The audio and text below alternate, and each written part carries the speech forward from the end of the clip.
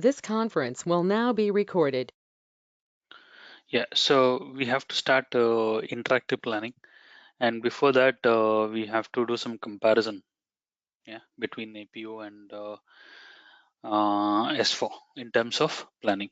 So last week you saw we did 4 types of planning: manual with check, manual without check, uh, cover different requirements immediately, and then planning in planning run.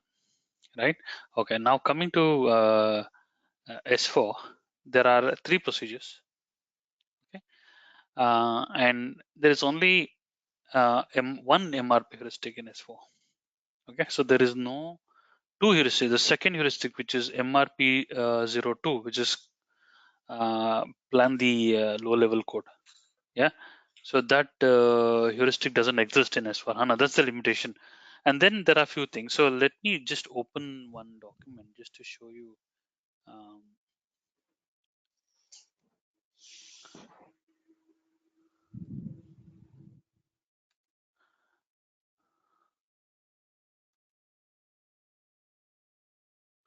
See, this is from sap.com. The Because of simplification reasons, and that is what they say. I don't know why they say simplification, because a lot of industries use certain heuristics. Say, for example, CTP heuristic. Yeah, it's a due to simplification reasons, the following heuristics are not supported. CTP is not supported. We know, hence we learned it in IPO. Maybe eventually they may introduce once AATP is full-fledged in this S4 HANA. Definitely CTP would be. And this is only because uh, deployment engine itself is not there in S4, right? So it used to have a deployment engine where PPDS was creating planned orders, considering what needs to be deployed, and based on that, it was giving the output before. So now that is also not there. And this one is converting SNP orders to PPDS orders. Multiple and single both is not there. Understandable. Okay. Here, stage numbering algorithm. Yeah, for SNP, it's not there. What stage numbering algorithm does is builds a relationship between finished goods and semi-finished goods, or semi-finished goods to raw material.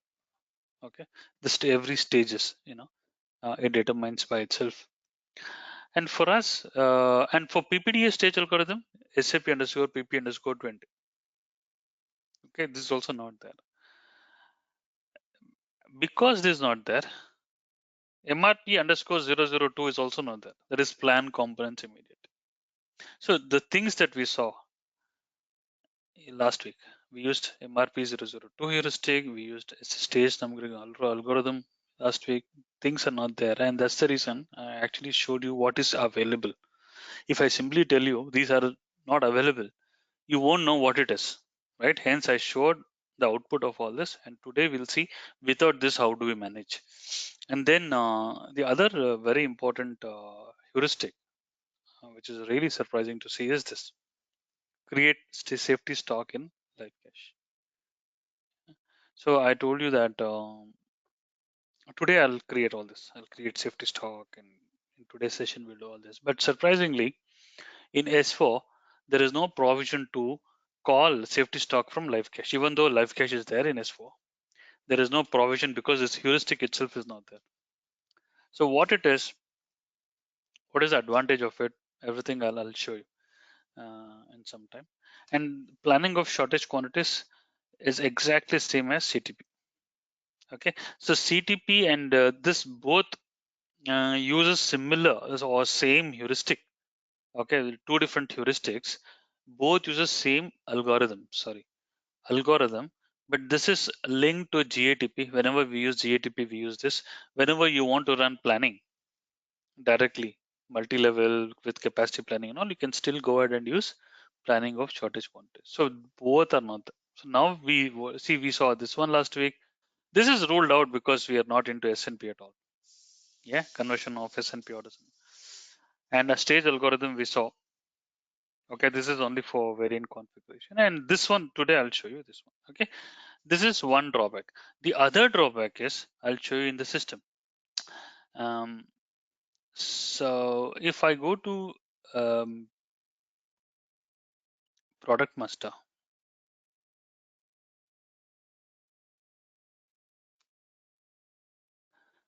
we have a lot sizes here.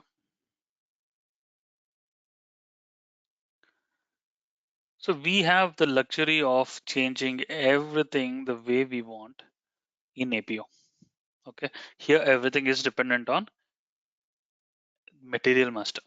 But the problem is, I'll show you. Not it's so it's not flexible. Things here are master data. Their periodic lot size, number of periods, everything is becomes a configuration there. Okay, you need to set it up. Okay, that's another challenge we have. See, if I go to MM02, F-FG1, say we go to MRP1 and advanced planning. See here, lot sizing procedures. Here there is nothing called uh, number of periods. If I click on uh, WB, lot size, the number of periods are already defined in this. One period. What if I suddenly want two periods? You cannot go and change there, right? Create one more lot sizing. So this is the flexibility. This is one thing. And also you have period factors.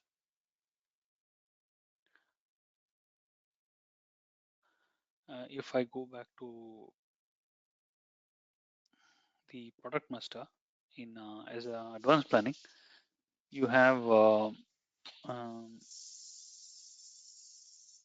here quantity and data determination. You have period factor, and this is activating period factor, and then we define the period factor. This also here you don't see it. You see MRP1, you don't see, at least this one you have it here. Yeah, there is nothing. Okay, and this planning calendar is not linked to the calendar there. Okay, so the planning calendar in advanced planning, I think there is a planning calendar here. Where is that planning group? There is planning calendar in here it is. Lots is the problem here is you have target day supply, reorder day supply, replenishment lead time. Yeah, these things are fine, but if I want to use a period factor and I want to give a factor, there is nothing. Okay, and the other problem is planning calendar is there. Okay, planning calendar is there, but if you define a planning calendar here, it will not do it for you because in MRP1 you need to have a lot sizing procedure called planning calendar, which you don't have here. Yeah, see here. If you go to product, if you go to procedure, um, periodic. So in here there is one planning calendar called K. Okay, so now all these things needs to be configured. You lose the flexibility of changing directly in product master. There are many things, you can't extend a material to a vendor. You can't extend a material to a shipping point. You can't extend a vendor to uh, what do you call customer. So all things that we were doing directly in APO are all gone in S4, and that is the reason why I uh, showed you kind of what is as is now, like as of now in S4, what is that you're getting. Maybe going forward, what you may expect. See, eventually you'll be getting everything. A lot of large companies, they are fully used to APO, and they've done a lot of enhancements on each functions. Suddenly, if you give them S4, taking extra money and tell them these features they don't get it, then what is the point in upgrading? For less, it's like spending a lot of money on an old car. The money you spend on an old car, actually, you can buy two new cars, right? So hence, so these are all the drawbacks. Maybe someone who is actually implementing S4 directly as a greenfield, implementation, no, absolutely no problem. But if you go to someone and say S4 HANA can replace APO, it's very hard to convince them. Yeah, because there are much more features in APO than what you have in S4. Okay, and the other thing is safety stock. So um, why? Let me come to that. If I go to MVM, I'm in S4 HANA system. Let me take this up. Okay, scroll down. And here there is something called take safety stock into account. Okay, and there you get either don't take it at all or consider virtual safety stock only. Let me go to APO system and see what extra is there, which is very much required. I'm really surprised to see that it's missing.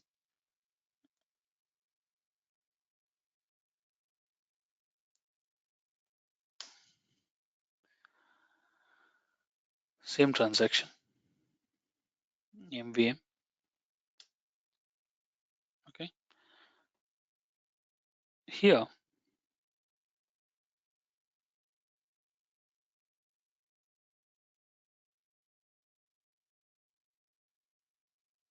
here there is one more. Okay, consider safety stock requirements in SAP Live Cache. So this is gone. So what is the difference? Virtual safety stock is just the number that you put there, which comes as a safety stock requirement, which is a time series. It's virtual. Okay, if you want it to be order series, where you want to see an S&P planning book, or order series is constrained, right? You know, like a forecast is constrained. A sales order is a constraint. It's a firmed demand where you will have pegging relationship with the receipts. So demand to receipt pegging relationship will always have. Okay, you may not see it as uh, a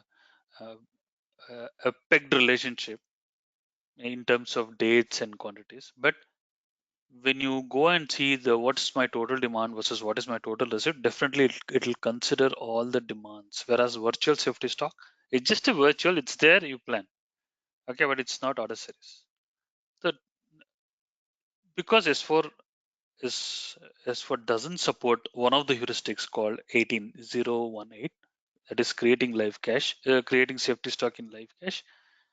It's not, heuristic is not there, the functionality is also not there. So what we do, just to know what it is, let's learn that here in this system.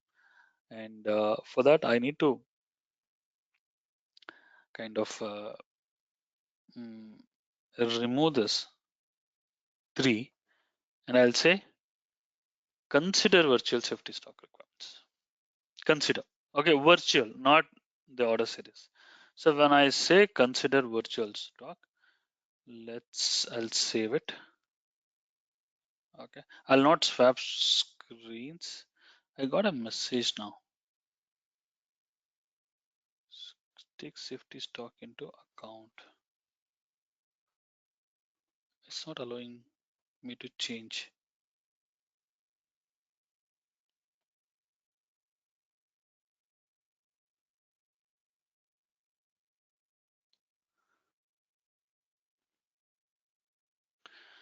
Already exists in live cache. Okay, now how to show it. All right, so what we'll do is let's see the output of 2 that is in S4, and let's see um, the output of 3 in APO. Okay, see, we are mainly S4, we can just skip it, but it's good to know. Yeah. uh, Sir, in or is it possible to remove that stock category CC for that or no, across this? CC is not safety stock Also, category. sorry, Safety stock is SR.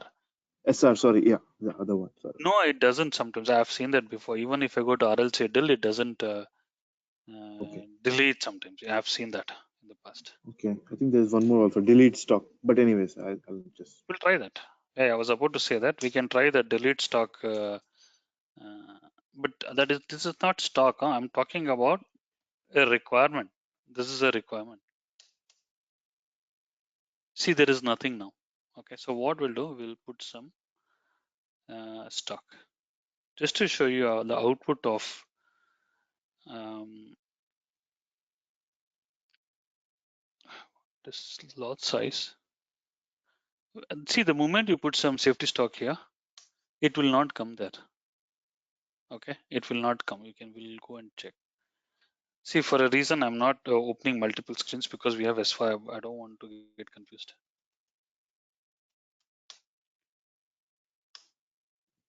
See, there is nothing.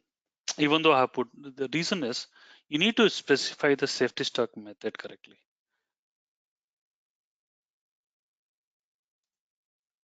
See, there are many methods. How you want to consider your safety stock, whether it should be from the location master or whether it should be from safety day supply. Safety day supply also, then you need to have demand for the next 10 days, next 20 days, you need to have a demand. But eventually, everything put together comes as a safety stock requirement. Yeah. So in our product master session, I had explained uh, lot sizes.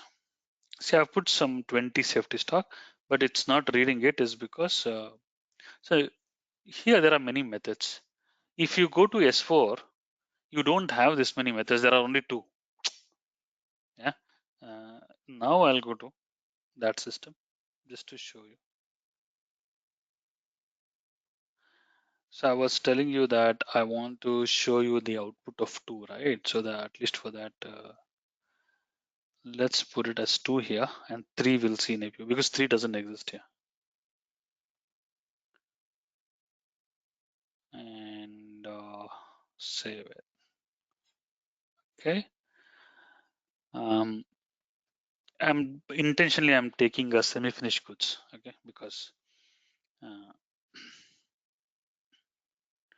because I need FG for other things today. I don't want any confusion. I want to start with a clean slate. SFG.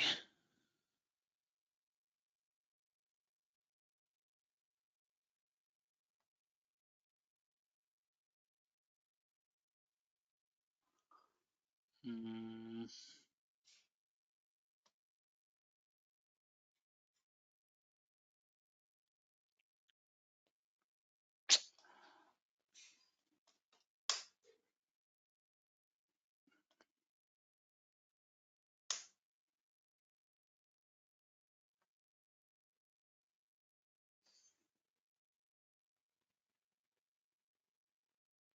let's have this also. Some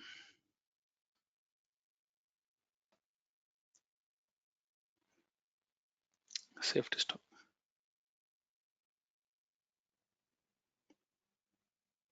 Okay, I'll put say 25. Mhm.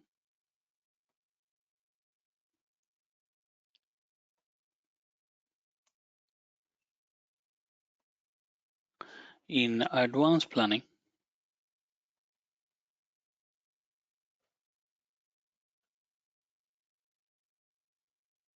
okay, let's put this. Let's just have the safety stock and save it. Okay, so I am in S4. And back to, I'll say safety. See here, you have safety stock from location product master, which we just entered. Safety day supply from location product master. Safety day supply will be days. Think that you put 5 days or 6 days. So what it does in the next 6 days, whatever demand I have, forecast or whatever demand I have, that becomes the safety stock. See, you may have demand for the next 1 month or maybe for next 6 months also. But as a safety, I always want to have next 5 days of demand as safety stock. Okay. At the same time, then there is another thing called target days. Target days is the 20 days. Okay. I don't want to produce anything beyond that period. So that is target days. Safety days is I must have that much of stock at all times. Okay. So here I'll change it to SB. Okay. Now you should be able to see.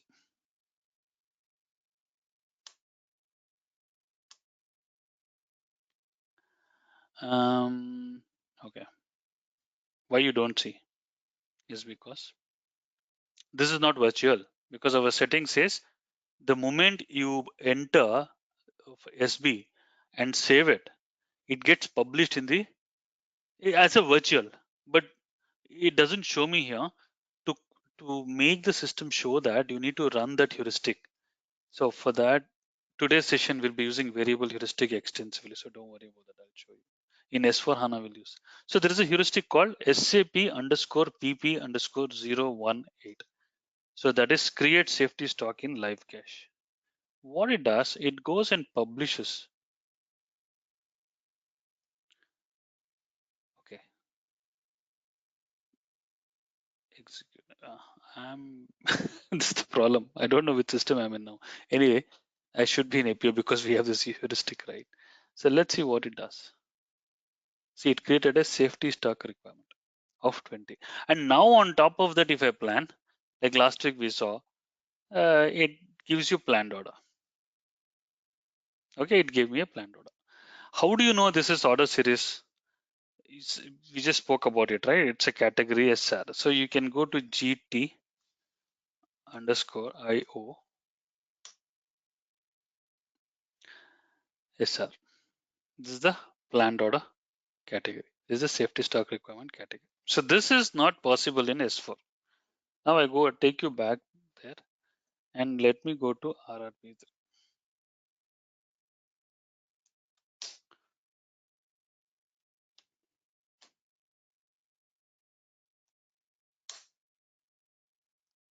See, this is called virtual safety stock.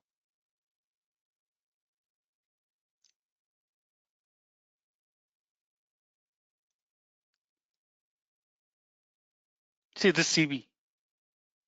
This is actually not a order series category. Okay, it's like forecast. FA is a order series category. FC category is the time series category, right? Info forecast like that. This is a time series category. Okay, so this is virtual. So I think that the problem would be, you may ask, okay, anyway, safety stock is there. You run planning, it creates planned order. What's the problem? That the only problem is that it doesn't create a. See, yeah, it says quantity alert. It says it doesn't know why for what this planned order is there. Okay, quantity alert. Yeah, requirement over coverage excess stock means over coverage because it doesn't read this as a requirement. That is the problem. Even if you go to pegging overview also, it doesn't show anything. There is nothing pegged to this. Okay. Even in order series also, sometimes don't get carried away with this pegging overview, because even though uh, the planned order generated out of a safety stock requirement um, pegs to the SR safety stock, sometimes it doesn't show in the pegging overview because of the timing. Okay, because of the timing, planned orders are created for tomorrow. Safety stock requirement is for today for various reasons. Even though it doesn't peg to each other, but when you calculate my demand versus supply, it will align with our demand. It actually considers as a demand if it's a order series, and hence we got an alert here in yes. So this is one drawback. Keep this in mind. And then uh, we have to. There are many things that we have to learn. So let's stick to S4.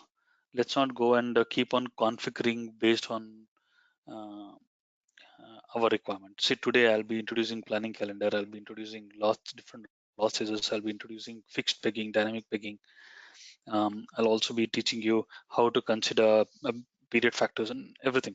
So for everything, it's actually not. Uh, let's not go to configuration. I'll show you what it is. It's CM, is it? CMI4, OMI4, something.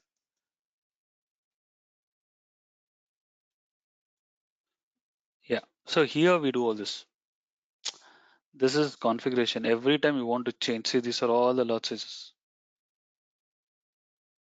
Okay. Say if a weekly lot size, if I double click, see here is a periodic lot size, posting period, planning calendar. For every there I showed you K, right? Lot size indicator K. In APO I showed you all this. In fact, everything For the first time when you SIF in APO, everything comes from here only. But later it gives you flexibility to modify according to the business requirements. Whereas in S4, this is one more I would say a drawback, or they think this is the best way. If you want to change here. Don't change directly. But APO gives you flexibility. So all this number of periods, everything will be in um, this one. Okay. So let's not change all this today.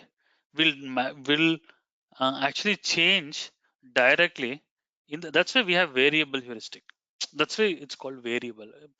Product heuristic is the heuristic what you assign there in the product master that you have seen already. Variable heuristic is you can call multiple heuristics. Okay. Um, and then you can do some changes within the heuristic. Okay, so those things we'll see. So to do that, you need to have uh, um, a user profile created. Okay, so that we'll learn now, and then we go there. Say for example, if you want to run uh, the moment you click on change, okay, the moment you click on change, this icon comes because here, if you go to um,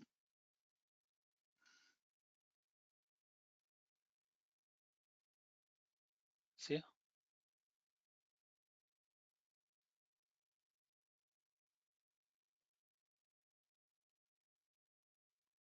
mm, I don't want to confuse you. Do not display resources. There is another icon. Anyway, I'll start from the beginning. Okay. For the first time, we see it's my personal experience. The first time you go to product view, the first time you will not see this icon at all. Okay, you will not see this icon.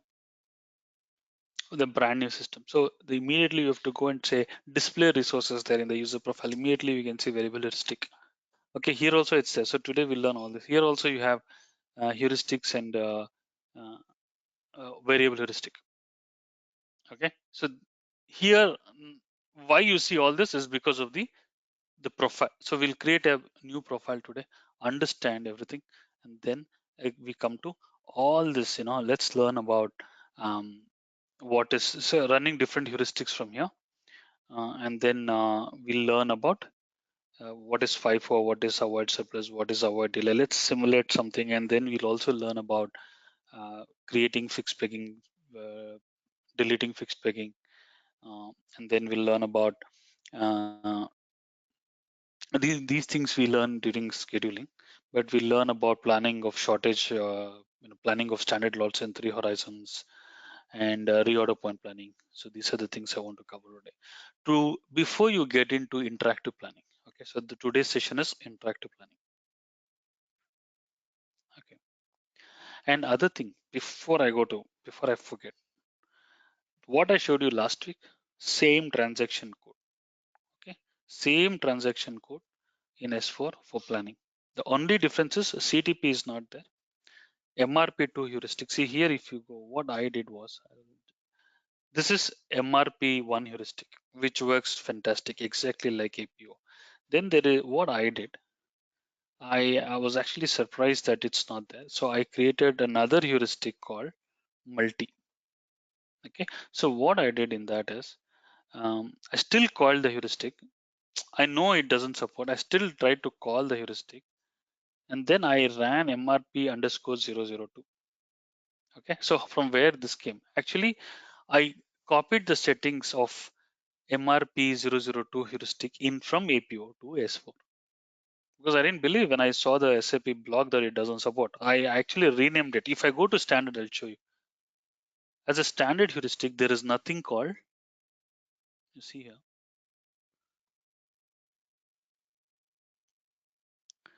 MRP1 only. You don't have MRP2 heuristic at all, which means you cannot do it. Okay, you cannot actually do MRP2 planning here. What is MRP2? That is plan components immediately. Hence, I copied this and I changed the description and I changed the parameters inside exactly to match the APO heuristic. But it was not. I was not successful. Hence, keep in mind, single level planning, manual without check works fine. Planning procedure 4, which is multi-level planning, works fine. The other transaction that you can use is this MD01N. This is called MRP Live. Okay, MRP, this is something that they've introduced in S4 HANA. Okay, where you can select by MRP controller and give the plant here. Okay, changed BOM components, all order BOM components. Okay, if you check these two, it works exactly like planning procedure 4. Okay, so you don't actually have to worry about running PPDS, the transaction that I showed you. Either you use that or you use this. By checking these two indicators, the output will be multi-level planning. So adapt planning data, delete and recreate planning data. It doesn't matter. I think this is safe to run. So if you go and execute this, it will give you um, planning at all levels. Okay, so what we saw is advanced already last week. Yeah, so I told you, keep in mind, single level planning, use procedure manual without check with MRP1 heuristic. For multi-level planning, use procedure 4, which is production planning in planning run. Yeah, and still use MRP1 heuristic, it will work. Okay. If you don't want to use that, this is another transaction newly introduced where you can run even APO related materials also. Okay. Let's spend 5 minutes to show that also. Don't want to rush. We need. I think we have some demands already. So, sir, I have a question. This is Raja Ravi. Yeah, sure. So, since S4 does not support MRP2 heuristics, are you saying the alternative is we can use planning procedure 4 and still go ahead and run MRP1? It will do multi-level. Both will do. Production planning run transaction also will give you the same output. MRP Okay. live also gives the same output. But the Okay. problem is, the limitation is what MRP2 does in APO. That is only checking, right? I showed you. Did you attend last week? Yes. Yeah, I saw. It was only checking, and if there are missing part, it won't. It won't do Yes, anything. that is not possible here. Whether you run MRP live or you run production planning run, it gives you planned orders directly. If it sees a shortage, it gives you planned orders. Whereas in that one, if there is shortage, it will not plan at all. So here, is it planning the semi-finished goods also, the components? Yeah, it gives you planned Uh, order directly. okay. Okay, that's why. Okay, thanks. Yeah, Yeah. so that is the limitation. Because that heuristic itself, MRP2 heuristic is the one which does that. And that heuristic is not part of S4. Yeah. So even though Makes you have sense. three procedures, to me, why manual with check is there, I don't know, because the supporting heuristic is not there. Yeah. So let's Yes. create some demand just to start with, just the 3320. Okay, just to start with. This is how I start today. Then you'll see in after 1 hour, you'll see around 10 to 15 different demands here. Okay. Um, then we go, let's go to the transaction.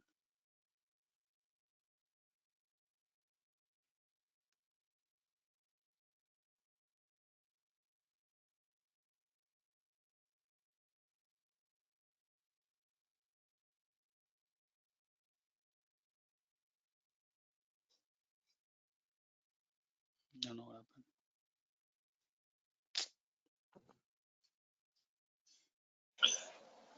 So while you're doing this, I don't want to derail the conversation, but quick question. So have you already talked about where we get the demand inputs from for this process?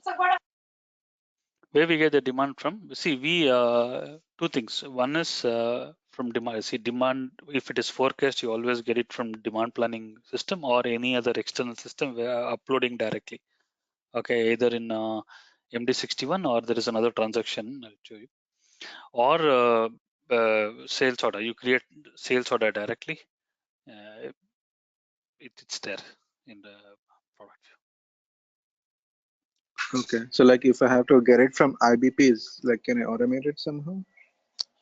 What is that's a enhancement once again. You have to build an upload tool and upload it to MD61. Even I think someone in the batch the confirmed that they're also doing the same. They're loading all the forecast to MD61. That is what Okay. I've seen. Also, there is a transaction called RRP1. If I was, I would have recommended this because this gives me more flexibility to upload.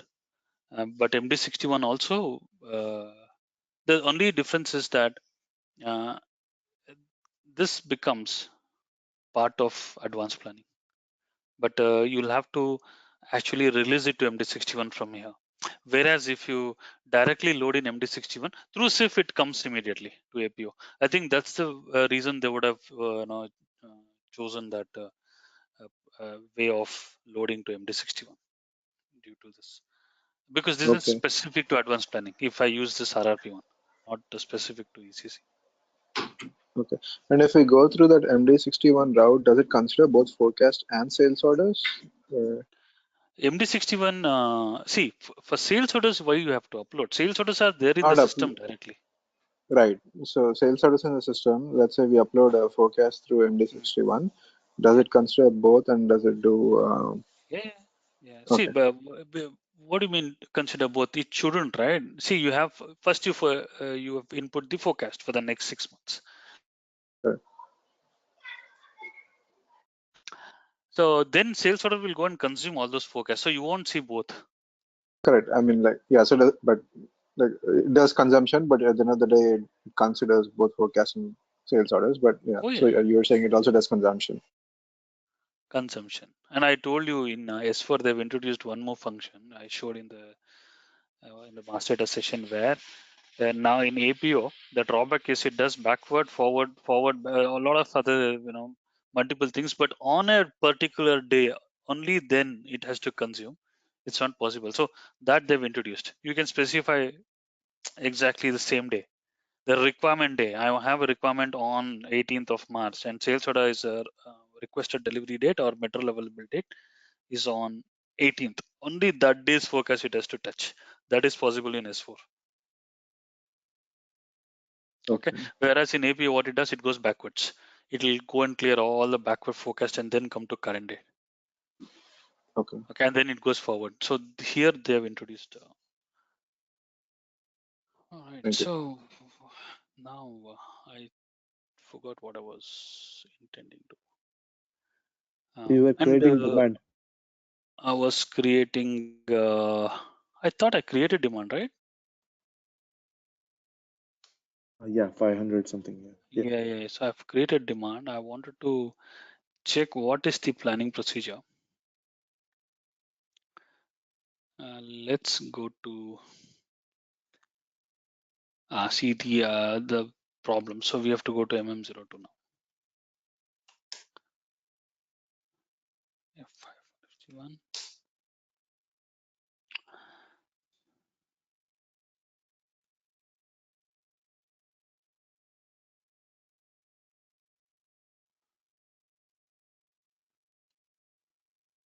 Okay. In advanced planning,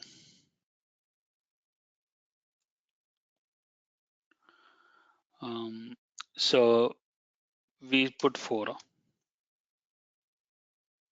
If you put 4, make sure that it's 4 everywhere.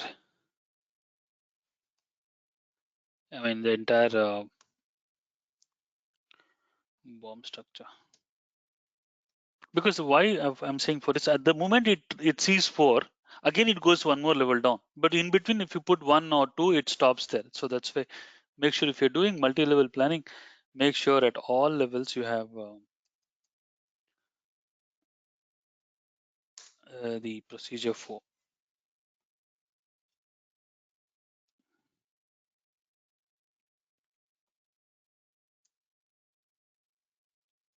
So one is what? One single level, two is two levels, four is multi-level. One is a single level, two is multi-level, but only checking only multi-level, not planning. Four is multi-level planning. Three is multi-level, which is not there in S4. Three is actually multi-level material and multi-level capacity planning, both together. Okay. Okay. The other thing that I didn't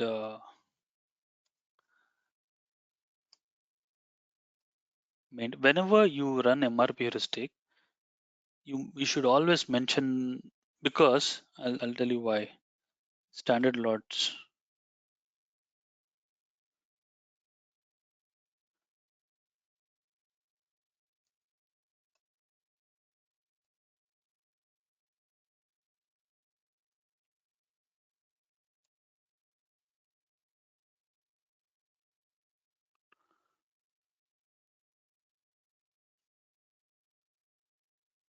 The reason why we have to do that is I'll show you the config of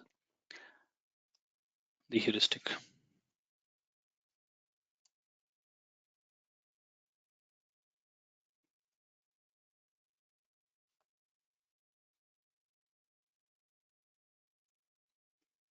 The reason is in the heuristic,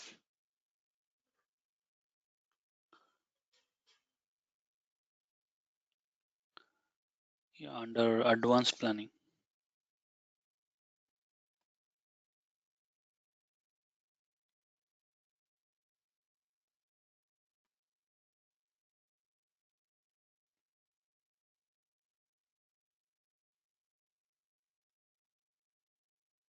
or even in our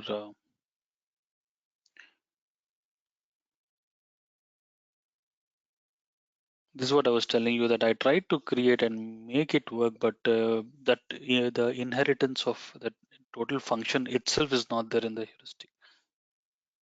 Anyway, so MRP1, this one. So if you get inside, you have this indicator, planning parameters. Either use product heuristic or use another heuristic. Other could be anything else. Okay. So if you have said use product heuristic, you have to make sure the product heuristic is maintained in the product master. Okay, so it's like two heuristics at a time. It runs MRP heuristic and looks at standard lots heuristic. You can also have a different heuristic, maybe three horizon heuristic, or if you have any other planning related heuristic, it could be creating safety stock, it could be creating pegging relationship, anything which says PP, it's a planning heuristic. See here, we go to maintain heuristic. MRP is planning of materials. Okay, keep this in mind. Wherever any heuristic which you see PP underscore zero, see the moment you see PP, it's production planning. And then you have DS. These are all block planning, BP underscore 01. These are all for block planning. Okay. Wherever you see DS, these are all for detailed scheduling. And this is for top down. This is called service heuristic. Okay. So there are three in the interview. They'll ask, what are the three different types of heuristic? One is planning heuristics, scheduling heuristic, and then service heuristic. So what is service heuristic? It's like you've already scheduled, then you're servicing it, something like that. You modify the already scheduled orders. So the orders are scheduled, then there is some change. So you want that change to reflect bottom up or top down. Okay, so that is called service heuristic. So hence, to my point, make sure when you run MRP heuristic, okay. So now you have two options. If I see the product view, I have only created the demand. So I'll open one more screen and stay here. Let's go to MD01. Here 0003 F-G1. Nothing else is required. What is a material scope? All materials, yeah. So, and then all order bomb components. Yeah, changed bomb. See, for to me, this itself is, this. If you want, you can have. If there is any changes to the bomb, in APO we call input firmed. Input is the bomb, right? Components you input, output is your finished product. So if you firm the input, then any changes to the components in the bomb, it won't actually read it. Okay, so execute. It will give one. This is we said. Delete and recreate plan creator. It's good to have, because if you're planning again after your initial planning, these things I'll show in AP also. What you have to do for such things. So run, see for low level code 002. So it has done materials planned 3. Yeah, PPDS material 2. Okay, so it is giving you some output of all this. Yeah, so here it has said these are the things it has done. Okay, and then even now if I get back to,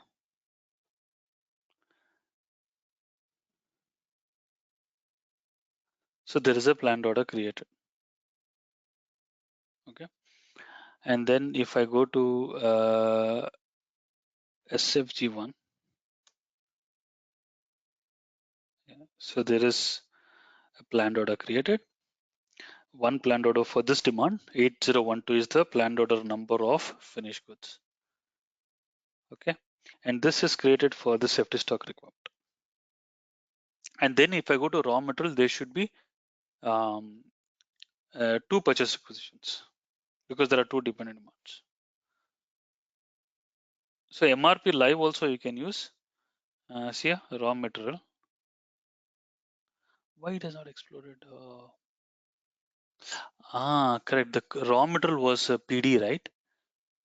We had said raw material. We had not given advanced planning for raw material. I think that's why it's not exploded the bomb of semi-finished goods. Let us check that.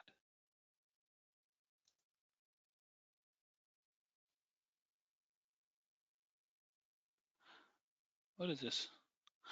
I think if we go to MD04. I think raw material, you did not activate that advanced planning flag. Yeah, just to test that, right? Correct.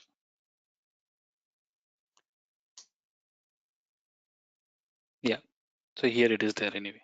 See, it has done planning. That's why in the output of see the 25.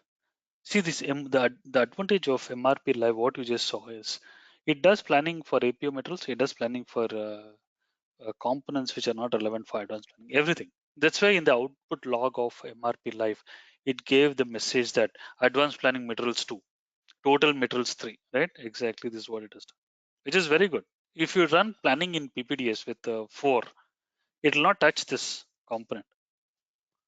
Yeah, I mean, fantastic. I mean, there are some positive things also. But who is the owner? That is the problem. It does, but you go and tell production planner, because for raw materials there'll be separate people. For finished goods there'll be different department, FG planners, SFG planner, and all those. They don't want someone to run their planning. The process they follow is FG, SFG, everything is executed. They all finalize the plan. Then they finalize the schedule. They finalize the quantity. And then once the plan is firmed, they release it to R3. And in R3, with that demand, in ECC, they MRP, you call MRP controllers or whoever, they execute planning MD02, MD01, and that's when here production planners will have no control. So see, as a consultant, you have to tell this to your client. It's up to them to decide where they want to plan. Okay. All right. The other thing which I didn't. Sorry to interrupt, Sanjay. Yeah, I about to ask this question. I think in the S4 HANA, the planning, I think a little bit different. I mean, we will plan a raw material and SFG in APO, and also there is a possibility to plan it in R3. Hmm. So exactly, if we do it in both sides, then there will be a changing, right? First I will plan it in APO, and also if I run MRP live in PP, this also it will plan. No, So that no. means yeah. Sorry. If you have planned in APO Mm-hmm. already, then you should not use live. Okay, clear. Then Exactly. you should use MD02. There are the other transactions. Okay. If it's live, then don't use APO planning. Any one. Okay, understand. This we have to tell clearly. Okay, clear. You have Yeah. to tell. Because if you run live, then you don't have any chance to. The purchase requisitions are created and then they are converted to PO, and the request has already gone to your vendor, and then you go and change the finished goods and SFG. You end up procuring more or less, Okay.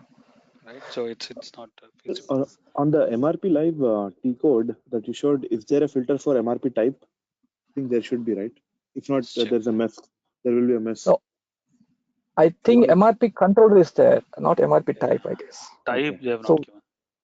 I see. Okay, so we have to differentiate between S4 planned versus EPR3 planned by MRP. yeah, might be MRP controller we have to use, I guess, Then only it's to like plan raw material. MD02 only. The whole purpose of MRP Live is to capture both.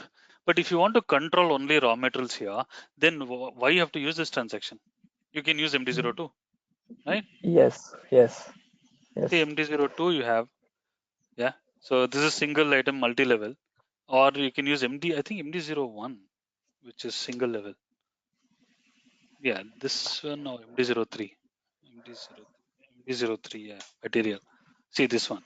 So you can this is how if you're using APO planning, then MD03 is the one you have to use. Okay, you should not use live. Use live. Don't touch APO planning. Okay, clear. And the other one which I didn't show is conversion. See, this is in APO system. So I want to show you. I think there was a question last week. When does it go to uh, ECC, right? The process order. So that conversion I'll show you. Sanjeev, 1 minute. See, Yeah. in PVDS planning, we can give the heuristics, correct? But in MD01N, we cannot give the heuristics. Like the service heuristics, we can give, or MRP1 or 2. So, No, but no, here no. we cannot give the heuristics. You're right. But what it does, MRP Live, is actually MRP heuristic only. What's the Okay. MRP heuristic doing? It is running MRP planning, that's all. But the service heuristic that you just said, you cannot use that in MRP heuristic in AP also. That's a separate planning. Okay. Okay. So Okay. Okay. service heuristics are not used on materials. Service heuristics are used on orders or resources. Okay, that I'll show you when we do bottom up, top down. You'll come to know. Okay. In summary, so MD01 is as good as the AP PPDS planning only. MD01N, One N yeah, is it's same not as as the good PPDS planning. as. No, no. The same as PPDS planning, you should run PPDS planning. That is our classic production planning in APO. If you want both to plan in advanced planning and Okay. also in ECC, both, then MRP Life. Okay. Okay. Got it. Got it. Okay. Okay, so here, before I go to other functions, I'll show you this one. The planned order, We'll talk about firm later, but now my objective is to show you.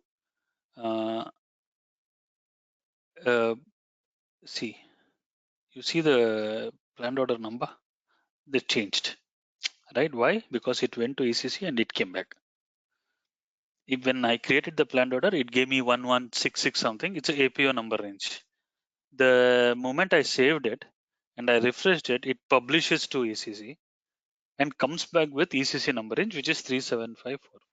And how do we convert? See, this is one way to convert. So let's show you. I'll show you both ways. Yeah. So you can observe once again. So I'm creating something on 10th of March. See, 163921 is the APO number range. I saved it and I refresh it. Immediately it comes back with ECC. It comes back with it. So that's how you know that it's same planned order, right? And even if it's just for your information, even if it's an S&P planned order, when you release S&P planned order to ECC, here it shows as S&P planned order. In ECC, there is nothing called a S&P, right? So there it shows as a planned order only, like this. But the link will be the number.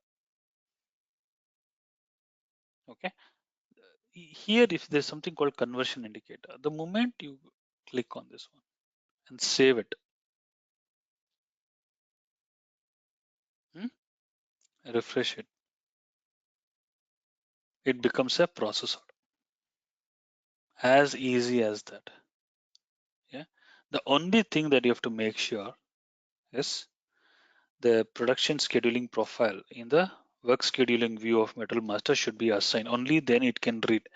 In spite of doing all this, still it is not converting planned order to processor. What you should do is you should go to MD04, try to convert manually planned order to processor. If there is any other issues in ECC, you will come to know. You fix it. As long as you're able to convert planned order to processor in ECC, then from AP also it's possible. It does exactly the same thing what you do manually. In the background through RFC it does this. That's all. There's the most very popularly used transaction. The problem here is you have to convert this is at a material level. Think that I want to convert mass at a production planner level, all materials in a plant kind of. Yeah. So then there is another transaction code, SAPPO RRP7. This is the T code. Okay. See, the moment if you go here, it'll say no orders. Yeah. Why? Because it looks only at that opening period. Okay, offset in the opening period. Opening period maybe in our setting we could have maybe 2 days, 3 days we have given. So it is only within the opening period. If there is anything, only those. So think that I say offset my opening period 20 days. Okay. See here in this transaction, you can select by you can give date, you can give production planner, you can give all materials in a plant, or don't give material. It'll select all the materials in a plant, or you can give production planner. Okay, only scheduled orders. That's a very good thing. Unfirmed orders are not considered. Okay, think that you still not. So there are a lot of things that you can do here. Okay, if you execute now, it should read 20 days. Is this a material or I think the location is no, right? location is correct?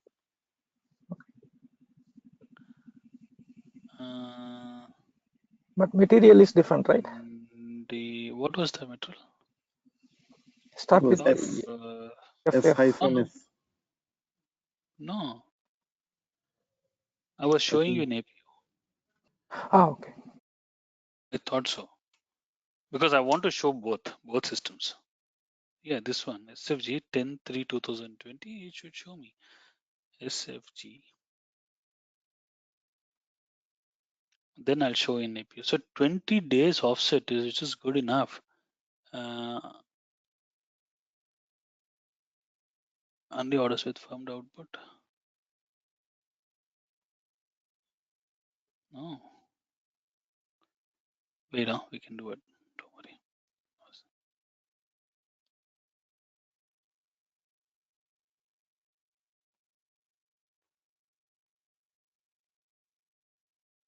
See, I'll just tell you, if you click on this one, okay, it will just send it. It will not show, okay? Whatever we do there, in the next screen, it does it by itself. So it's not safe to use transfer or convert. It should always display and we decide. Only orders with firmed output. Maybe you have to uncheck the only scheduled orders flag. No, that is scheduled, huh? That is a Oh, firmed order. okay, they're already. Yeah. Why it's not taking in-house production orders? Yes, correct. I've given an offset of that's why external procurement orders. Maybe possibly. No. Special stock.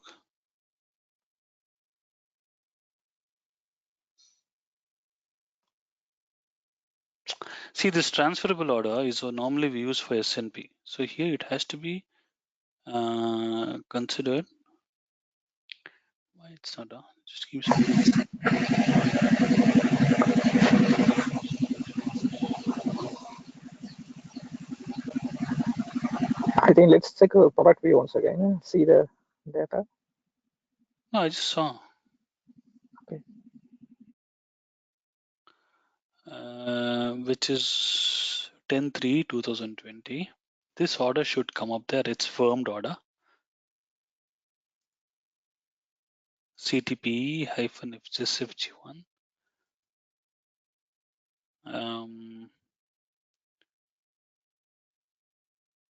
Firmed output. See, ours is firmed output. This is nothing but firmed. I know you guys still don't know, but I'll teach. But just to show, this is firmed output. Okay. So are these two different systems? That also I checked. No, I checked this timers here. Timer. So here also the system is timer. So I checked that. Wait, 20 days. Offset in the opening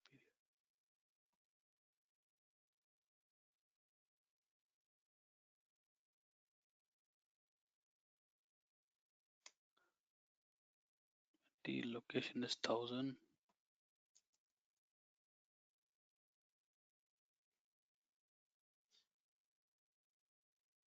Or can you try start date instead of opening field instead of that offset for open? No, see, so many times I've done. I never used this. I should pick. Maybe you're missing out on something.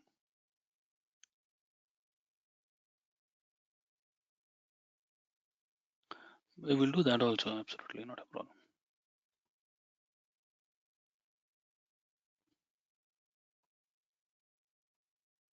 So that's on 10th March, right? So let's give second.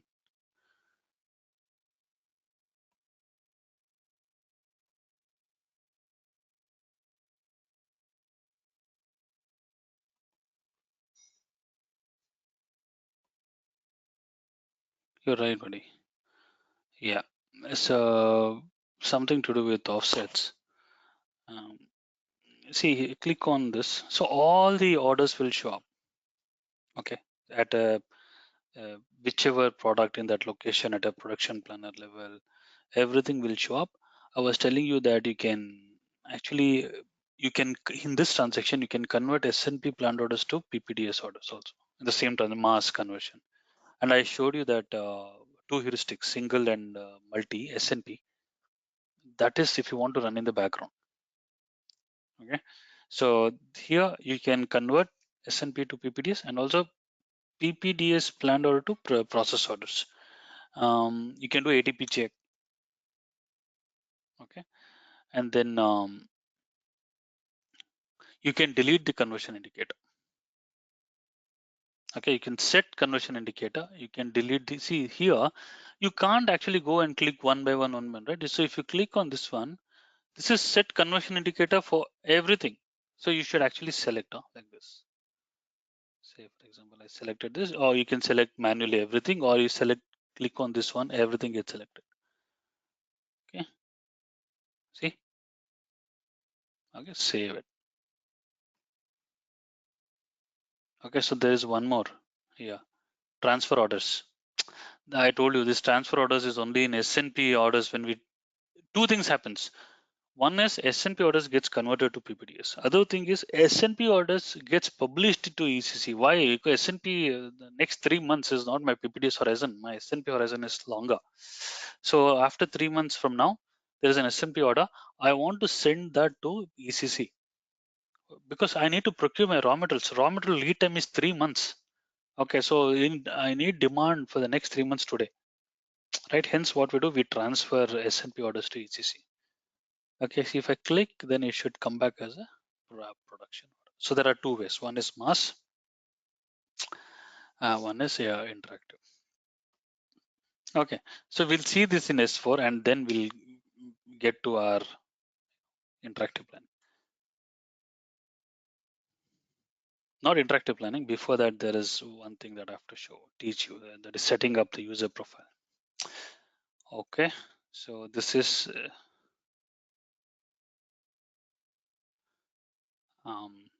S4. Let's do the same thing. I've seen a bug in S4 already. In the last batch itself, I saw.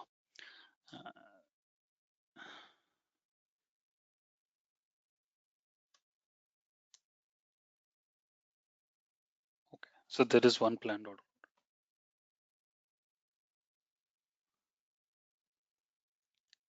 8012 is the order number. I go here, save it.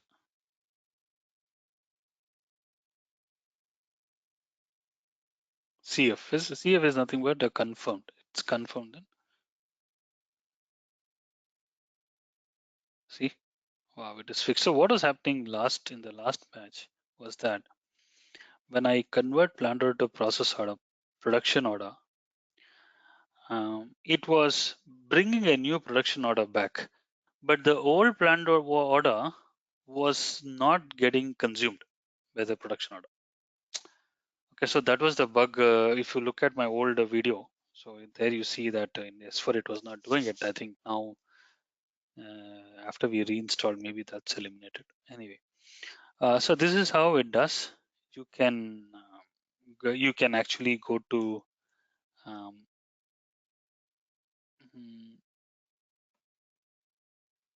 MD04 for this. Either you go to CO02 or from here also you can actually go. Yeah, you can go to functions, restrict processing.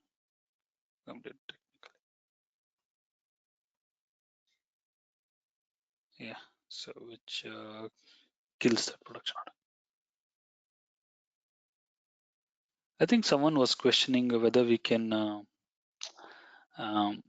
load the forecast in MD61. Why MD61 is chosen? It's for the same reasons here. Here, if I go, you don't see that forecast. Here, if I see, there is forecast. So hence, there are two ways, to do it. One is here and one is there. That is best. Ideal MD61 is ideal is because the moment it's created and saved, it reflects in APO. So the owner of forecast becomes MD61. Whereas if you do it, you have to publish it every time. Okay. Okay. So production order. Okay. Now what we should learn is very important. Interactive planning. The start of interactive planning. So I think it will take today's session or else maybe an hour of tomorrow also. Okay. So if you go to advanced planning.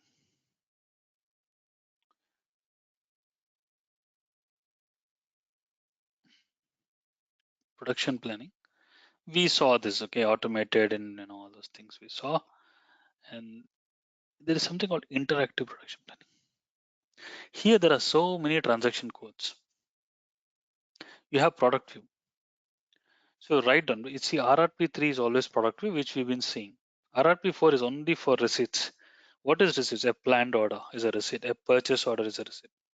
So anything is the output of planning is a receipt, right? So when you buy something, they give a receipt, right? Because you bought, because you gave them the demand, exactly like that. So A forecast is a requirement. Sales order is a requirement. A dependent demand is a requirement. So all those things you can see here. Okay, and the RRP2 you cannot actually do anything, but you can always see some orders there directly. You can see sales orders, you can see maintenance orders. So everything you can see. Other important thing is PPT. This product planning table is a place where you can visualize orders at a resource. You can see a DS board. It's a universal table where if you have access to PPT and if you're thorough with PPT, you don't need any other transaction. Okay, it has a DS scheduling board also with it. So that is what we'll be starting with. I'll take you to PPT. I'll show you how to set up the profile. Okay, this is POV1 is only for seeing the alerts. A separate transaction code where you can go and see alerts on a resource, alerts on a product.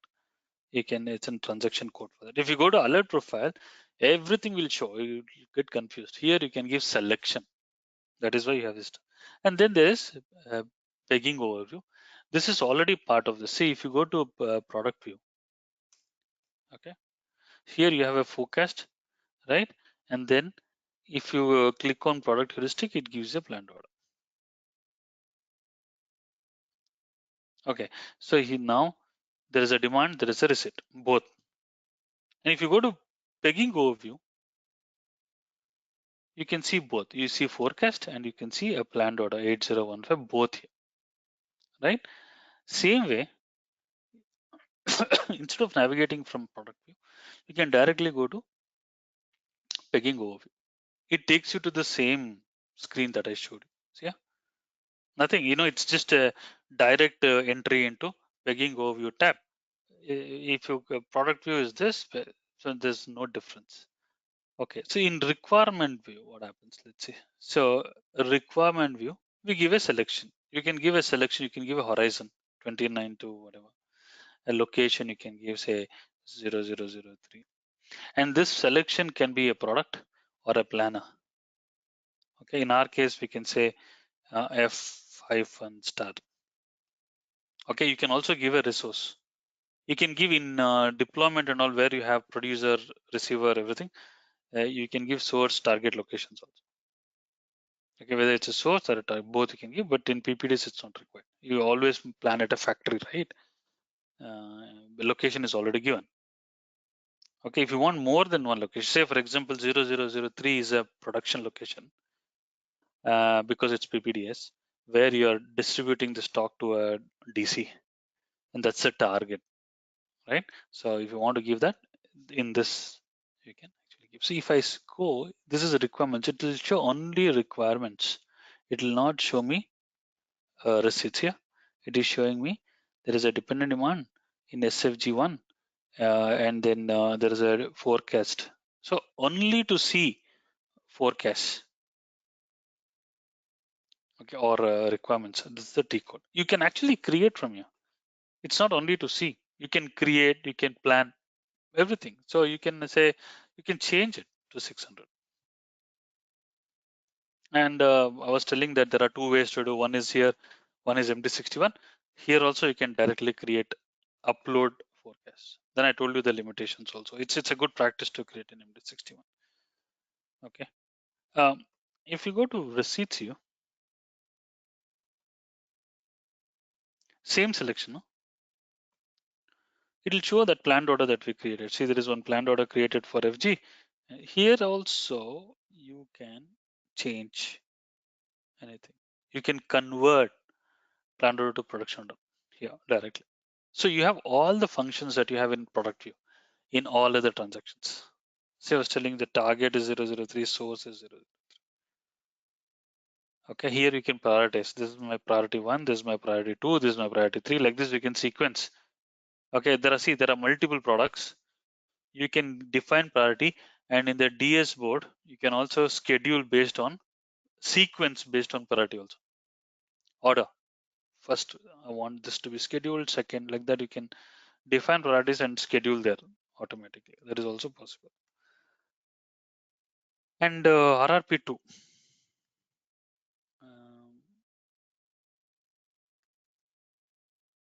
Here, if you want to see sales orders, you can see.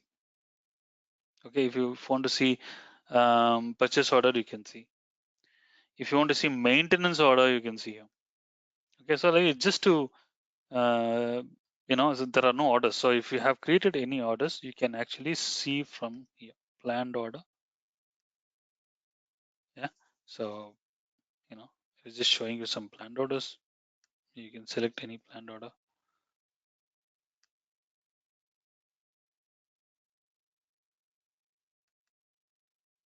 Display change.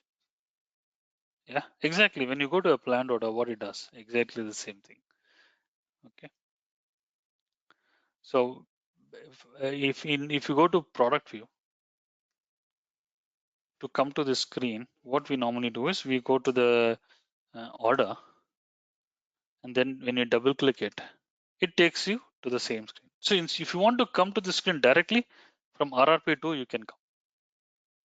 Okay, so that's where the transaction is given. And then we'll spend at least 15 minutes now on this PPT, product planning table. So here selection is up to you what you want to give. Okay, resource you don't have to give here. I'll tell you why. With the same selection, if I get in, it will confuse you. Production planners love this transaction. They spend majority of the time here only. Okay, the thing is, it can show only 3 different charts. There are so many charts here. See, you can see product view. See, the moment you give only products, right? So the moment you give products and got in, it already selected the resources linked to that. Okay, it already, these two are the resources for those products. Okay, and like I said, there are so many charts here, and only 3 can be visible. And then there are many things you can set: the size of each cell, the size of each column, everything you can. For that, you have to go to user setting. Okay, and then we'll say FPPT. Very important, this one. Huh? Production planners will always see there are so many things here you don't know. I mean, even nobody knows. There's so many things, but there are some critical things you must know. Okay, so I go to this and I'll tell out of 3 charts, I don't want to see all this. Okay, so I'll first want to see resource view periodic, and then I want to see product view periodic. For now, I want to switch this off. Okay, I want to see only these 2. Enough, right? So I'll get a full list of products, and then I get full list of resources. Then if at all I want more, I can come and say I also want to see a DS board. That is also possible.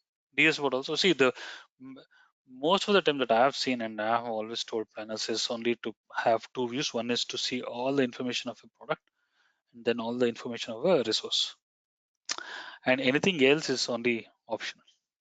Okay, now I want to say, for example, I want to run planning from here. So it is asking, okay, if you want to run planning, what are the different profiles? So we have created so many profiles, right? So heuristic profile is what? The one that we created. See, the A is absolutely not there at all. It was created last time. That's why you still see A. These are all invalid. DS board. We have created a DS planning board profile also. Okay, optimizer, period profile. These things can stay. Okay, these things can stay. If I go to general, width of the text column, width of the quantity column, if you want to increase or reduce, you can do. Okay, in this view, what is important is here, see, display product in PPDS 18 characters with short text. If you want 40 characters, yes. Yeah. 18 is always in ECC. You know, if you go to Metal Master, 18 characters is what you can give. In APU, you can give more than that. Okay. The see planning unit of measure is in production we always call. This is base unit of measure. If you want to see in any other unit of measure, you have to mention that. Okay. Think that I want to see everything in back. Okay, whatever any other unit of measure, you can give that here, and then you have to tell that is not a base unit of measure, that is my production unit of measure. But if you don't do anything, it takes eaches, whatever you've defined in the product master. Okay, so if you don't want to see any pop-up, see when this comes, say for example, there is no source of supply and you're trying to create a planned order. Okay, a pop-up comes. If you don't want all those, you can. And for sake of performance, you can limit the number of products and number of resources. Say I have defined a production planner who has under him, he has around 150 products and say around 50 resources. And if I get enter a PPT, it's too much to read. So you can always limit only 5, not more than that, 10, not more than that, if you want. This is an additional functionality given in S4. In APU, it's not there. Okay. Then how we want to navigate. See here, navigation here, I'll show you. This is navigate. Okay. Here it's showing resources. Why? Because of this. If you say I want to navigate based on production line, based on location, based on source, planner, here you'll see that. Now it is showing resource because you have selected as resource. I recommend this to be resource only. Overview tree visible? Yes, only then it will be visible, or else you have to manually go and open this. Okay, so here selection of sequence of columns in the navigation time, allocation, quantity, data alert, all these things will show up here. Sequence. Okay, when I save this and go, see in the sequence it will show in columns one after the other. If you don't want anything to be not shown there, you can always change. Okay, you cannot change the sequence. This is the sequence, SAP predefined sequence. You can only activate or deactivate. That's all you can do. And then you want to sort. You want to sort based on what? Based on product you want to sort, or based on resource name. Yeah, let it be based on product only. You'll see how it looks like. Okay, in the ascending or descending order.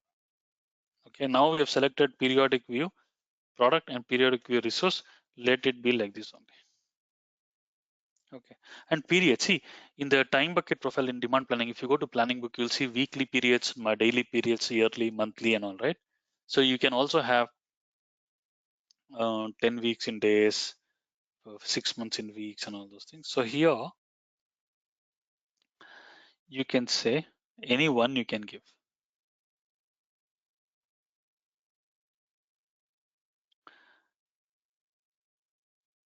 I wanted week, SAP 003. Okay, on user defined period split also can be given. Days in shifts, weeks in days, number of weeks, you can give. Okay, this also can be given. If you give this, everything will be in weeks. I'll also show you this can be directly changed. Okay, it's not that you have to come here directly in the PPT, you can change it. What else is important? A single row. See, normally you see you'll see a lot of in the if you go to anything here, you'll see work center, requirements, available, resource utilization. So we'll see 4 different things here. Available quantity.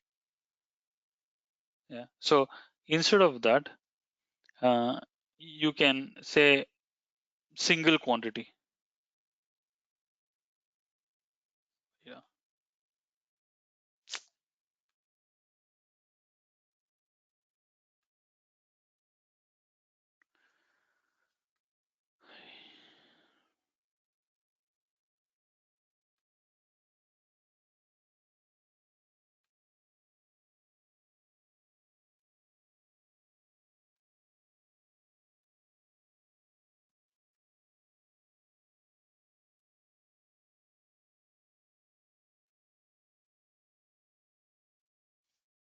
Okay, so single quantity, single is nothing but nothing will be shown, only that resource name. That's it.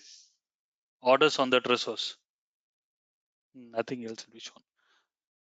And if you want to also see distributed quantities is nothing but um, the quantities say orders finishing next week, but you're starting this week. So there'll be a column which says today you'll be getting this much. Say for example, the order starts today, ends tomorrow. Yeah. So the whole order quantity is 1,000 cases. So today I finished 700, and tomorrow I'll finish 300. So actually, normally if you go to PPT, it will be showing 1,000 is available tomorrow, but today how much is available we don't know, right? So if you have distributed quantities checked, it will tell you how the quantity gets distributed. Okay, on that particular period, how much you'll get also can be seen. Okay, so other things are very much generic. And what you want to see? I want to see material number first, product description second. See, this tab itself is called product. Okay. Material number first, then I want to see product description, then I want to see location number, and then I want to see location short text. These are all the rows. Okay, if you want to, some planners will say, I don't want to see production material number at all, because I don't, who cares, some number 1 2 3 4 5, I don't want, I want to see product description only. Yeah, that also can be given. You can say put 1 here, okay, and don't give anything here. That is also possible. Okay, and then these are all whether you want to see the yield quantity. Yield is what you are yielding out of the total quantity. Whether you want to see the total quantity or the yield quantity. Yeah, makes sense to see yield quantity. If you want to see yield and total quantity, you can see. And disaggregated, right? Aggregated, you don't want to see. It's a big number. You don't know how it's disaggregated. So it's always good to see receipts in disaggregated manner. A row description, what all you want to see? Say I have a receipt, a planned order. I want to see the category, ATP category. That's, it could be AI, whatever. So there are so many rows within that order. Source of supply, yeah. Output resource, in which resource it comes out of, source location. So many standards are there. If you want to change something, you can. Source selection, source of supply with orders only. If there are orders, show me the source of supply. What is source of supply? Your PDS, right? Yeah, it shows. If there are no orders, don't show me for that product. This procurement priority and more priority was not there in APO. So now they've introduced these two fields also. These two you'll understand only when we have this session. Maybe another 2-3 sessions you'll understand this. Okay. So we saw about products, all this. Yeah, product one and product two. Then you have something for resources. Once again, you may see single row. In product also you saw single row, right? Only resource you want to see, or you want to see secondary resources. Okay. A lot of people in the interview, they say second resource is not supported in PPDS. Yes, it is supported. A resource is a resource. Okay, so both is supported in PPDS. So single row, only one resource, or if you have any secondary resource, you can show them here. Second resource is always connected to a primary resource. Yeah, in the resource master, you can link that. Ready for input, see, resource utilization is very important. If there is a lot of orders in the PPT itself, it will show red by itself. See, you see that one color here, predefined colors like this, like that, predefined. SAP, without you configuring, if the order quantity is more than 100%, the red light comes. Okay, so it's good to have this unit of measurement. How we want to see, whether you want to see in hours, minutes. This comes from resource master capacity. Okay, so if you don't do anything, it reads from there, but there you maintain the hours, and here you want to see in days, or you want to see in minutes, you have to define. Okay, what should be the order status? Yeah, what should be shown? Scheduled and deallocated activities. You don't know what is deallocated. You will understand what is deallocated after I show you creating deallocated orders in DS board. Deallocated orders can never be planned. Okay, you can only convert a scheduled order to a deallocated order. It's a manual activity. Okay, and those information, if you want to see here in PPT, you say I want to see both scheduled. Or sometimes deallocated order, what is deallocated? You've actually disabled that order, something like a disability. It is there, but it cannot do anything. In the sense, there is an order starting from 10 o'clock to 12 o'clock, 2 hours of capacity. But if you go to capacity, it says it's free because the deallocated orders is there in the system, but it will never consume the capacity. That's deallocation. Okay, I'll show you how to do that. But if you want to have something very meaningful here, you have it only schedule orders. Okay, not deallocated. Why do I want to see? Yeah, doesn't add any value. Right, what else is there? Yeah, it's if you have any characteristics like in block planning and all, if you want to see something, you can say distributed quantities. Once again, same thing. And how, yeah, production view fields. We have not chosen, this is not for us, it's invalid because we have selected periodic, product view periodic, right? So there is production view periodic also. There's one more chart. If you're using that, the production view, what all you want to see, how you want to see. First will be account assignment. Second will be material number. Third will be description, like this. Okay, so we are not using this anymore. If you have orders view, yeah, and then this is important. If anything which is zero, sales order, you know, right? When you create a sales order, say for example tomorrow, there is nothing available, but it's available after 1 week. So there'll be two schedule lines. Tomorrow there's zero, next week confirm. Both comes to APO, zero and the confirmed, both. Here, why you want to see that? So if you want to see, then you can say display customer requirements with quantity zero. So it will show. Actually, you don't need it. Okay, external procurement, purchase requisitions and all. If anything zero, you don't want to see, that is default. If you want to see, then check this. Okay. Initial view of product view, order structure in context, selection requirements. These are all default parameters. Yeah. So whether you want to see every element or at a period you want to see, those kind of filters only. Yeah. These things will not impact the way the planning executes. Okay. I see how I learned is only whenever I got the requirement only I learned. So you won't remember, you won't understand also. You have to only assume. But planners will come and give you requirements. When you get the requirement, you can correlate to this. Okay, and that's how you learn. Okay, don't try to memorize this, not required. Product view. Yeah. So what is the alert you want to see? Okay, so if there is any alert, you can define here. Alert profile you can define here. So only that alert will run. Here I cannot change the alert. That's the problem. There is a way that I used to do. I actually forgot. I can directly change here. Let me think about it. What I was doing. I can actually go and change directly in the PPT.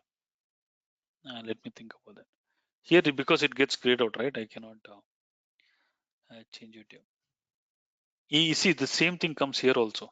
That's the problem. In the chart, in the profile, it takes this alert profile from somewhere. I need to check.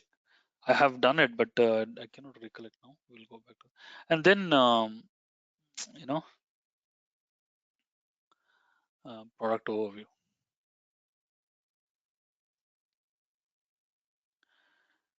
Suddenly it becomes slow.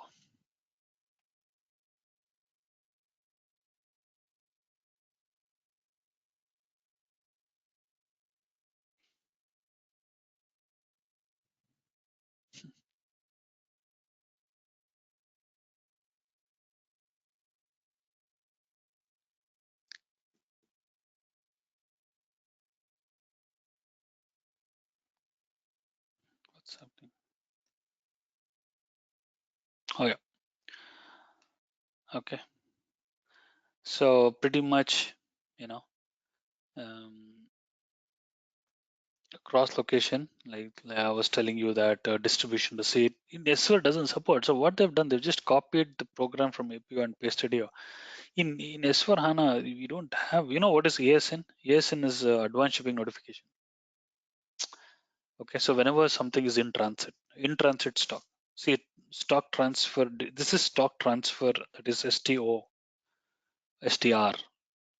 But ASN is when the producer does PGI, then in APO it shows us ASN, right? Advanced shipping notification, PO memo or something it comes as. So if you want to see that, you can. So what cross location? This is between two locations, a producer and a receiver. Whereas in S4, this is very much valid in APO. Whereas in S4, this screen itself is not valid because it operates only at that particular location. Yeah, maybe factory to factory, if you have some stock transfer, yeah, maybe that's one thing that you can think about, or else you don't need the screen at all. So you save this. See how it came now. So I was telling you that this can be extended, right? Yeah. So yeah, view periods. From here also you can change from shift to day to week to month to anything. Yeah. And I was telling you single. See, if you double click this, it becomes single. See this? There's only one. So it's not that you have to always go to PPT there in the profile you change. Okay. And this number of periods we need to change. It's a number of periods.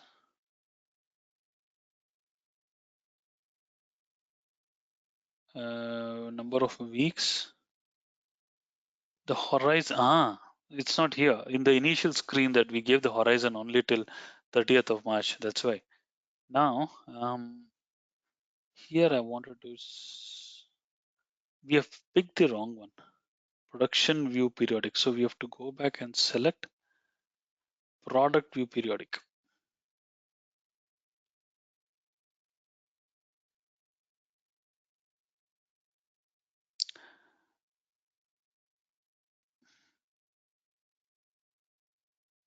Product view periodic.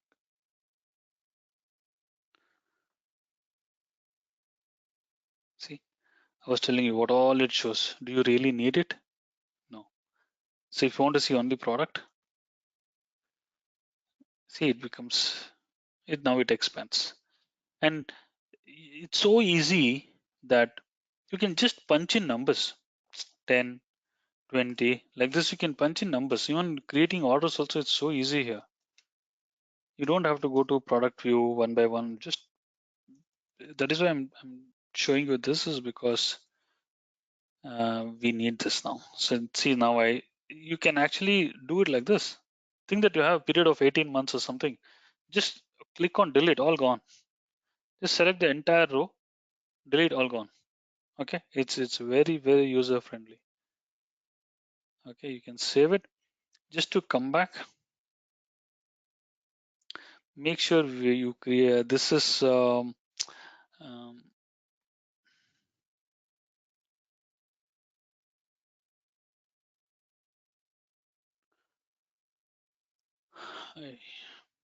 yeah, so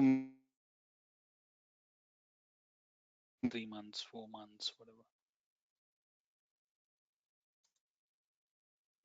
It's good to create a variant so that the same variant can be used. INT.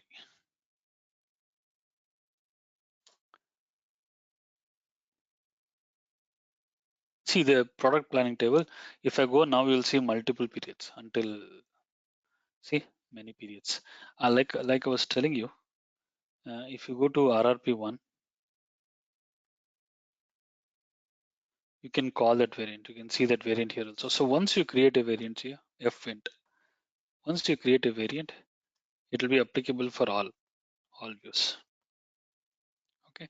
So before we actually start some extensive lot size planning and all, which we'll do tomorrow anyway. One thing I want to start with, that is in the product view, very important. No? Your planners would have already approached you Okay, people get confused, so you have to be very thorough in this. If you go here, let me start by giving at least 2 demands. Minus, say, any quantity, doesn't matter. Minus 300, minus 500, and give some day 10, 320, and then you give another day 20, 320. 2 demands are there. I'm saving this.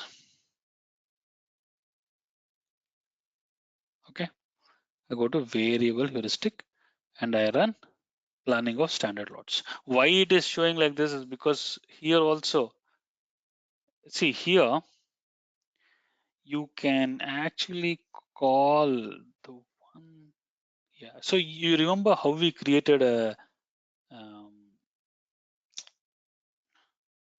what is that? In the PPT, same way you can create here also.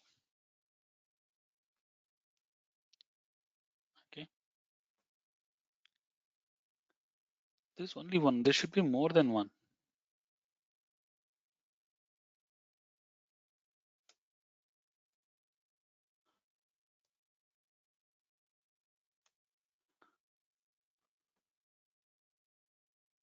Yeah, there's only one. I thought there are standard in APO. If you go the standard itself, there are multiple. Here, there's only one. Anyway, we can still use this. Okay. My intention is not to talk about the user settings. My intention is to show you that why you always get planning of standard lots is because in the overall profile, in the heuristic profile, which is assigned here, in the heuristic profile on the top, standard lots is the first heuristic. Intentionally I put it there so that every time it defaults planning of standard lots. Okay, don't do anything, just as it is. If you want to select the products, you can actually go to products and you can call all the products this side. Okay, then so here in product with this may not be very effective. If you do variable heuristic in PPT where there will be multiple products and multiple resources, okay, there it makes a lot of sense to actually select the products only for which you want to run planning. So I told you in when you call in PPT, you may call at a production planner level, there are 100 products. I want to do variable heuristic only for 10 products. You can actually here in products and you can actually call them. It will show all of them. You can only in the pool you can have only those which you need, not everything. Okay. Whereas in PPT it also shows you resources. You can select the resources for scheduling, like products. Okay. There are 3 things. This is what I'm trying to show you today. There are 3 types of procedures. Planning procedures, manual with check, manual without check, production planning. In net requirement calculation, that planning procedure will tell you whether which level you have to plan, whether multi-level or single level. But how the net requirement calculation must be calculated, that doesn't tell you. Okay, so always best practices, you should avoid surplus, correct? You should never have more than what you should have. But there are some circumstances where there is a delay. Okay, there is a delay, you have to produce early. Even if you produce more, you don't care, but you need to deliver. That's your priority. So in such circumstances, how do you? Uh, so in 5.4 avoid delay. So when I avoid delay, there could be surplus. Okay, so all these different combinations we'll see. See, these are all nothing to actually simulate. It's straightforward, self-explanatory. Group past requirements. See, now I have requirements. I cannot create past requirement. But think that there are some demands released last week which I have not planned. Okay, so you want to group all the past requirements and plan today. Okay, and PPDS works only within the PPDS horizon. Think that there is some shortage.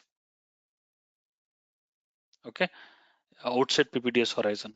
Think that there is horizon is 14 days. On 15th day there is a demand, but your horizon is only 14 days. And the 15th day demand to produce that you may need 2-3 days in reality. So this indicator will actually look at to cover the demand of 17th day, I have to start producing on 14th day, right? So it will go and consider those demands, okay, uh, outside the PPDS horizon to cover the shortages. Very good functionality. Okay, I have not seen this function in APO, if I remember. So this, use total reserves, you use total stocks. I was talking about that. With avoid surplus, see these things we'll see later, periods and all later. This is only for these three procedures we have to learn. Heuristics, okay, I'm running. So here I get the flexibility to change whatever I want. All these things we'll learn tomorrow. Period type, period split, everything. So heuristic you execute it, there is no log, you go back. Yeah, so there are two planned orders created. Okay, save it.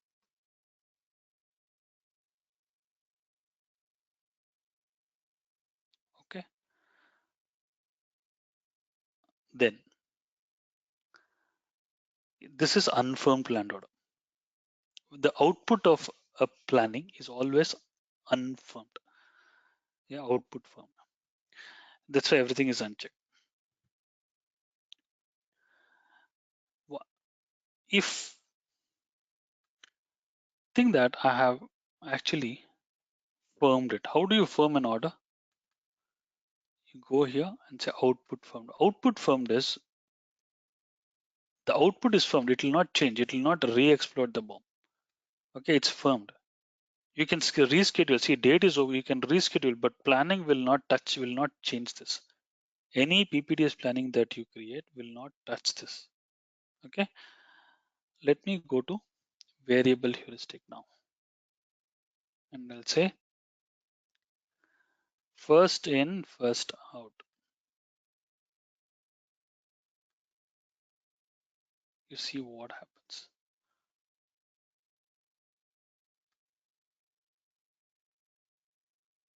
See, this it couldn't change anything.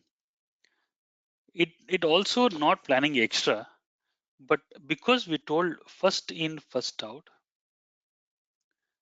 10th is first, right? In the sense when you go by days, first you get 10th and then you get 20th. So whatever was planned for 10th should go out first. Why it did like this is because this is firmed. Okay, so this is firmed. Okay, so it cannot touch this. So that's why this demand, this planned order got pegged to this demand. Let me not save this.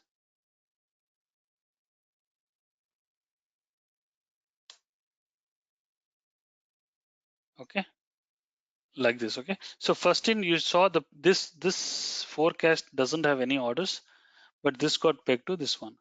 Now I will change this to how to, yeah, I'll change this to 7th. Okay, I will change this to 7th. So there is a forecast on 10th, there is a forecast on 20th, there is a planned order which covers this. There is a planned order in terms of quantity, it's aligned. In terms of date,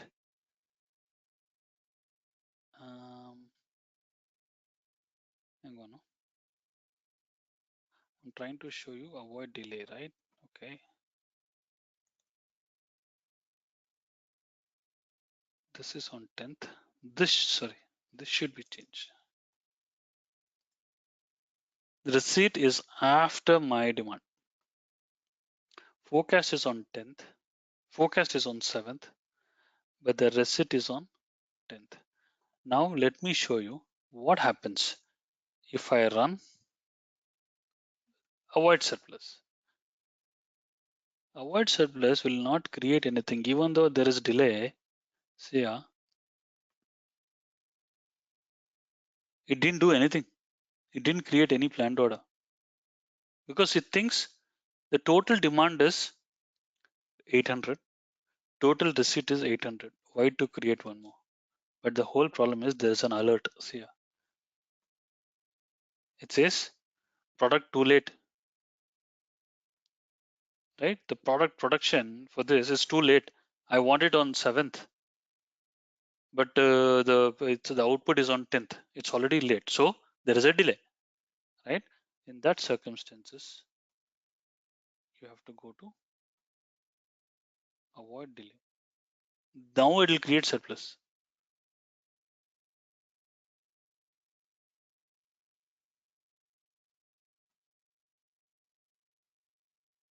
See, it created one more planned order. Now there is another alert saying that over coverage. See, requirement over coverage excess stock. Before what it said, it's there is no over coverage, but there is a delay. Now I covered the delay. So now there is no delay at all. 7th is the demand. Receipt is also on 7th. This also is aligned. But because of something which was not aligned with the demand, it is just giving an alert. That's absolutely fine. So three types. One is FIFO, one other one is avoid delays. So this is where your planners will come and ask you, yeah, because I'm talking about two demands and two orders. We are understanding, but if you're thorough with the concept, sometimes you go to product page, you will see like around 15-20 demands around. Because we have so many planned orders based on lot sizes, you won't get, you won't understand. This is what you have to always see. This should be always, zero. The moment you see this column, any number means there is a surplus or shortage. Okay, I told you, if it is minus, it will be shortage. If it is like this, it is surplus. This is surplus. If you click on this one, see, it is not pegged to anything. Yeah, why? Because this forecast is pegged to this planned order. This forecast is pegged to this planned order. This is not pegged to anything. So this is the way to find out. See, if I click on this one, it will show why it created this planned order is because there is a forecast requirement. There is a forecast requirement, hence it created this planned order, whereas this doesn't have. So this is another way to check the pegging relationship. Okay, let me delete this. One more thing I'll teach you today, and then tomorrow we can continue, because in interactive planning I need another hour at least minimum. A lot of things to cover in that. Okay, so let me save. When you go to pegging overview, if you scroll like this, see, now by default, I told you, it's all dynamic pegged relationship. Okay, dynamic peg. So I told you, dynamic peg is like planned order of 1,000, demand of, there are multiple demands. Yeah, so that planned order can be distributed to many things. Say, for example, sorry, this forecast, uh, say, for example, it's minus 150. Okay, there is an alert. This is the shortage. 150 is the I told, right? See the minus here. 150 is the shortage. And then I create another 150. Okay, on the same day 7, or even it can be earlier also. It cannot be earlier, it can be later than this 03.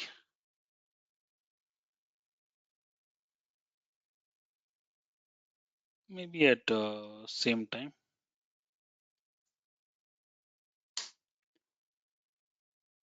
See, now it's gone. These, if you click on this one, it is pegging to two different demands. You got it. So this is dynamic.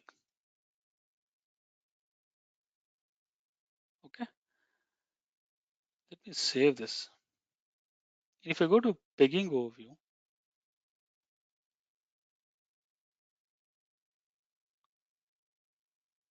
there are two ways. One is you can say peg quantity this out of this. This is very difficult to view in DS board. We can see this. Here we can say out of 300, 50 is actually fixed pegging. You can do it directly. Yeah. So the moment you give actual pegged quantity is 150, out of which 50 is fixed pegging. So 50 cannot be distributed like that. Also, we can give. Or if you want everything to be fixed peg so that no distribution happens, for that you can actually see. Now you see dynamic peg 150. So I was telling you like you can give 50 and all those things, but sometimes you want see this becomes 100, then this becomes dynamic peg quantity becomes 100, this becomes 50. Manually interactively you can do all this, but if you don't want this, either you want always a fixed pegged quantity. Yeah, what we normally do is PPDS planning always creates dynamic pegging relationship only. Okay, I told you that you can control that in the product master, always fixed pegging relationship, and look into. Think that you have not set everything, anything in the product master. Later you decide that all the quantities needs to be fixed peg. You can go and execute this heuristic, variable heuristic, fixed pegging relationship. The moment you do this, okay, go to pegging overview, that planned orders would be fixed peg. Dynamic peg becomes 000. Okay, and then you can actually go and you can also delete. See the functionality called CTM in SNP. Okay, um, where the output is always fixed pegging, because um, in CTM we do demand prioritization. So hence they always want the planned order to be fixed peg to customer demands, because we do demand prioritization for customers, right? So the output of CTM we always want I'm not saying that it's always fixed, but it's recommended that the output is always fixed peg, because it's kind of a make to order uh, customer demands to the receipts. So when you transfer that output to PPDS, it always comes as fixed pegging. Fixed pegging doesn't give you flexibility to, I showed you, to distribute. When it comes to scheduling and all, it builds a relationship. Yeah. So hence, what we do whenever we convert S&P planned orders to PPDS orders, we convert and immediately we run delayed fixed pegging relationship heuristic. Okay, so other than that, I don't see any reason why you need to have a fixed pegging relationship. Okay, I have always used fixed pegging only when we had CTM. In real time, I always choose dynamic, and that reduces the inventory. Fixed pegging increases the inventory for no reason. Okay, so let me save this. I want to stop here, and in tomorrow's session, I'll be covering all this. All the lot sizes, fixed lot size, period lot size, then also say a period factor, uh, this one here, and then planning calendar extensively, and we'll also see reorder point planning. We'll see three, what is it, planning of standard lots in 3 horizons. Everything we'll see tomorrow, and then we'll also get into our big session, DS board, if time permits, or else we can do that Saturday. Okay, now there's one question I want to ask. Tomorrow, I don't know your time zones. Is there anyone now who is, almost night now? Because I was just thinking if I can push this session by 3-4 hours tomorrow. I know in India it's not a problem, but I don't know in US what's the situation. Yeah, it will be too late for me. Oh, is Yeah, it? for What me time? as well. Yeah. Okay, well, too late Currently, means what? it is 10:30 in the night, Sanjay. 10:30 in the night, is it? I'm on the East Coast, so anybody who is on the other side to the West Coast, they might go down like 8:30 or 9:30. Okay, then no problem. What about 30 minutes? Is it okay? 30 minutes late delay? I mean, I'm fine with it. This is Amit. I'm okay. Yeah, Yeah, 30 yeah, minutes is I'm okay. okay. Okay, so to all those who are in India, so it will be tomorrow's session will be at 7:30. Yeah, I'll try to finish things and come early because I don't want to take a break because we lose this, the rhythm of we are learning. Suddenly, I take 1 week break. Next week, we would have forgotten all this. So let's continue tomorrow. We'll start at 7:30. We'll finish those things and then we'll hit DS board. That's another big thing. Every icon, every function in DS board will cover. Okay.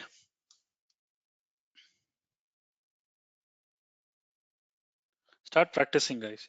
This is the critical part of S4 we are getting towards. Next week it will be DS and then set up group, set up matrix, optimization, block planning. All the complex things will start from now on. So start getting into the system and practice. Okay. Right, guys. I'll talk to you tomorrow. Thank you. Thank you. Thanks, Ajay. Thanks, Sanjay.